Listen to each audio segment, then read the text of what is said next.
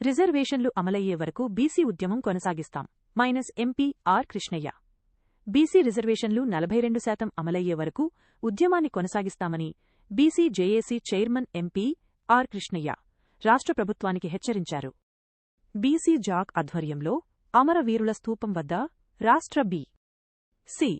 విద్యార్థి సంఘం working president Pagilla Satish, రాష్ట్ర బి.సి. విద్యార్థి సంక్షేమ సంఘం వర్కింగ్ ప్రెసిడెంట్ నీలం వెంకటేష్ ఆధ్వర్యంలో నిరసన కార్యక్రమం చేపట్టారు. ఈ సందర్భంగా ఆర్. కృష్ణయ్య మాట్లాడుతూ, వచ్చే పార్లమెంటు సమావేశాలలో బీసీ రిజర్వేషన్లకు రాజ్యాంగబద్ధత కల్పించే విషయం చర్చిస్తామని, త్వరలో ప్రధానమంత్రిని కలిసి ఈ రిజర్వేషన్లకు రాజ్యాంగబద్ధత కల్పించాలని కోరుతున్నామన్నారు.